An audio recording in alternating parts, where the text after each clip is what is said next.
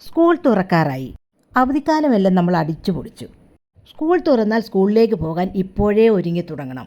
സ്മാർട്ടായി സ്കൂളിലേക്ക് പോകാൻ ഇപ്പോൾ ശീലിക്കേണ്ട 7 കാര്യങ്ങൾ. നമ്പർ 1, ഉറക്കത്തിൻ്റെ സമയം ഒന്ന് ക്രമീകരിക്കണം.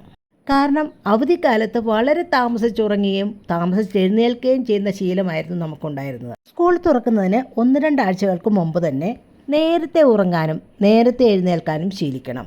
പഠിക്കുന്ന കുട്ടികൾക്ക് 7-8 മണിക്കൂർ ഉറക്കം ആവശ്യമാണ്. നമ്പർ 2, ഗൃഹപാഠം മുൻകൂട്ടി ചെയ്യാനുള്ള ശീലം ഉണ്ടാക്കിയെടുക്കുക. തലേ രാത്രി തന്നെ യൂണിഫോമും ബാഗും റെഡിയാക്കി വെക്കാനും ടൈം ടേബിൾ അനുസരിച്ച് പുസ്തകങ്ങൾ അടുക്കി വെക്കാനും കുട്ടികൾ ശീലിക്കണം. നമ്പർ 3, സ്ക്രീൻ ടൈം നിയന്ത്രിക്കുക. അവധിക്കാലം മുഴുവൻ TV കണ്ടും മൊബൈൽ യൂസ് ചെയ്തും നമ്മൾ എൻജോയ് ചെയ്തു. സ്കൂൾ തുറന്നാൽ ഇതിനൊക്കെ ഒരു നിയന്ത്രണം വേണം. അതുകൊണ്ട് ഇപ്പോൾ ചെയ്യേണ്ടത് ക്രിയേറ്റീവായിട്ടുള്ള കാര്യങ്ങൾ ചെയ്യുകയോ വായിക്കുകയോ ചെയ്യുക. നമ്പർ 4, പോഷകസമൃദ്ധമായ പ്രഭാത ഭക്ഷണം.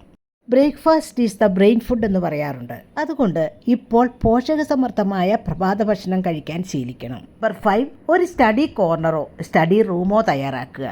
നല്ല കാറ്റും വെളിച്ചവും കയറുന്ന സ്ഥലമായിരിക്കണം. വളരെ അടുക്കും ചുറ്റോടും കൂടി മുറി സൂക്ഷിക്കാനും ശീലിക്കണം.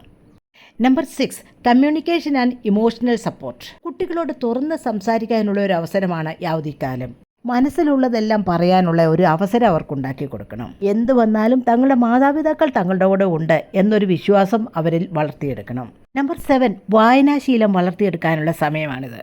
പാഠഭാഗങ്ങൾ വേഗത്തിൽ ഗ്രഹിക്കാനും ഭാഷാശുദ്ധി വരുത്താനും ഇതവരെ സഹായിക്കും. പുതിയ അധ്യയന വർഷം എല്ലാവർക്കും സന്തോഷകരമാകട്ടെ.